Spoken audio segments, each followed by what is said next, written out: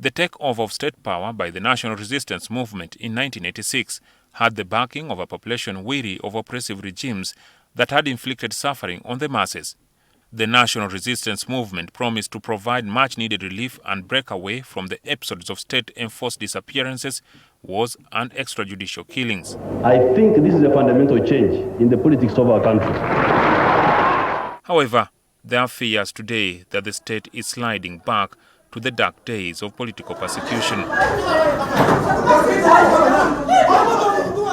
Activists are dismayed that it has been a full year without the trial of the incarcerated veteran opposition politician Dr. Besigye and his aide, Obey Lutale, despite their case being transferred from the defunct military court, which was established to have no capacity to guarantee a free and fair trial. The duo was charged in the civilian court in February with treason and misprision of treason, alongside a UPDF soldier, Captain Dennis Ola. The trial has not kicked off. You can't say that the government is arguing that he's being tried. It's over here now. Because by now, Dr. Besigye should have faced the law. If he committed any crime, the evidence should be produced in court and then he's tried.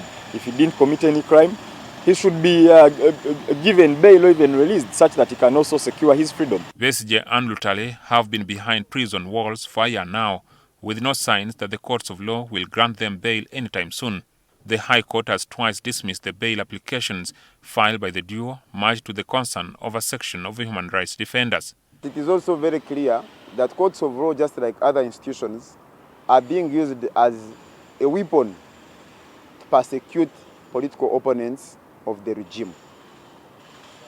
If you ask yourself, how many cases have been brought against Dr. Besigye? He has been detained countless times, subjected to some kind of trial which has collapsed, only for it to resurface under a different name. A section of legal minds is skeptical that the incarceration of Besigye and Lutale has anything to do with the charges of treason and misprision of treason that they were slapped with.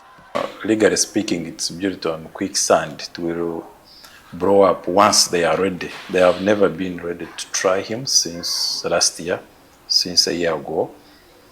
And of course, that's why they started by taking the case in a military kangaroo court, which was never going to do justice, but was only meant to harass, to torture, to persecute him, which is what they are still doing to date. They argued that the delay in starting the trial is a tactical strategy adopted to hold Besigye in prison until a time the state deems fit.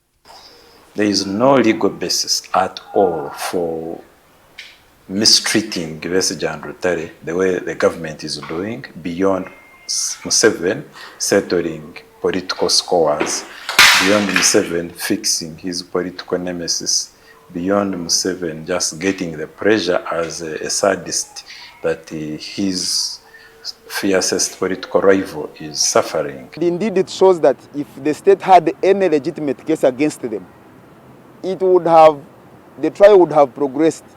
They would have been subjected to due process. By now, probably they would be on bail. But because the state knows that these people have no case and are being persecuted for their political beliefs. The continued detention of Besigye and Lutale for a year now has raised questions about the independence of the judiciary, which rights defenders claim has allowed itself to be arm-twisted. Despite the admission that the grant of bail lies at the discretion of a judicial officer, there is disagreement on the grounds under which bail applications are dismissed. Concerning development that they remain in detention, in spite of the fact that within our law, they reached a level that they could qualify for mandatory bail under our laws. But as well, it also raises question that are there people who are distinct, that when you try them, they have no room to reclaim rights under our laws, so the laws must be uniform. It is cited that the denial of bail has become the norm in cases involving opponents of the regime. Supporters of the National Unity Platform, including close bodyguards of party President Robert Kyagulanyi, are among those held months without bail.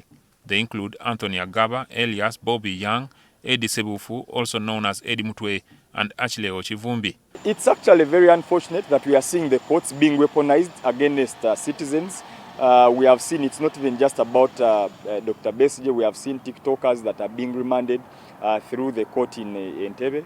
And it seems to be really that court is being weaponized against a citizen. Instead of guaranteeing justice or citizen rights, it's actually being used to abuse citizen rights and due process. The problem highlighted by human rights defenders extends to the practice of abductions. In the case of Besigye and Lutale, they were disappeared in Nairobi, Kenya, before being produced 5 days later on November 20th, 2024, before the military court in Makindye. The government needs to, we need to call it out such that it can start respecting due process. Detention without trial is really such a bad thing. It shouldn't happen to any citizen, and this government shouldn't be the one that actually is practicing those same practices that it went to the bush to fight. So courts must not be seen as an instrument of persecution. They must be seen and must reclaim the title of being temples of justice.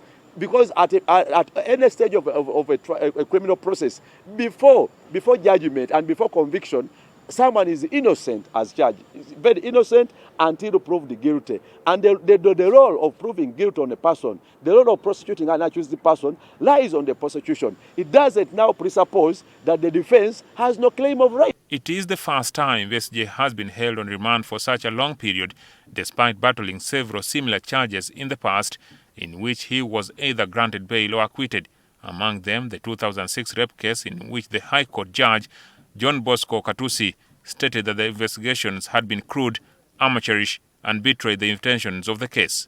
President Museveni has repeatedly campaigned for the denial of bail for suspects involved in capital offences, an action requiring amendment of Article 23 of the Constitution, which provides that the person is entitled to apply to the court to be released on bail, and the court may grant the person bail on such conditions as the court considers reasonable. The provision has never been amended to state that bail should be denied for capital offences. Jackson Onyango, NTV.